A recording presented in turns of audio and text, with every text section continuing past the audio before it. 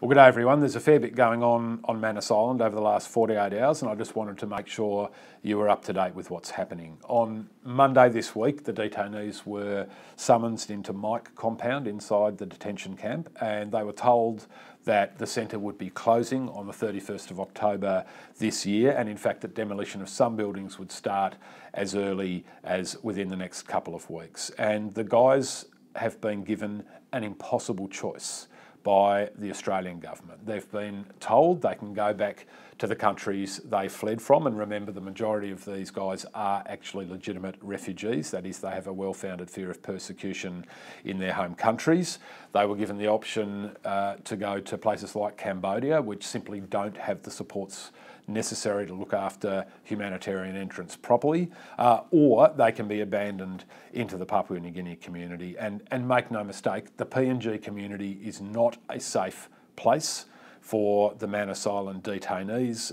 Only a few weeks ago, the Papua New Guinea naval personnel attempted to storm the centre, firing semi-automatic assault weapons and shotguns. And now the very wires and walls that protected those guys on Good Friday are now being torn down by Peter Dutton.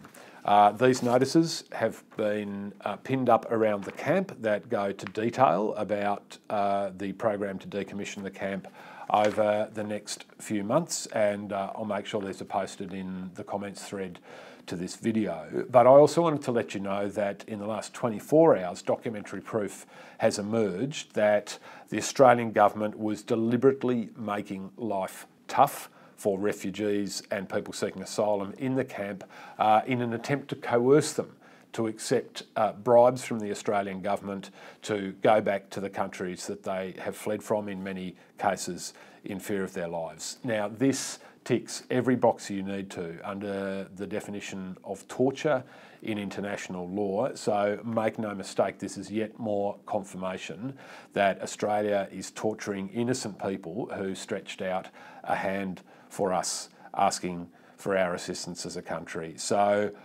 taking all these things together with all of the murders, the assaults, the violence, this camp and Papua New Guinea is not a safe place for detainees, and the only morally reasonable thing to do, the only legally reasonable thing to do, is to close the camps, not only on Manus Island, but on Nauru, and bring every child, man and woman currently in those camps here to Australia so we can look after them properly.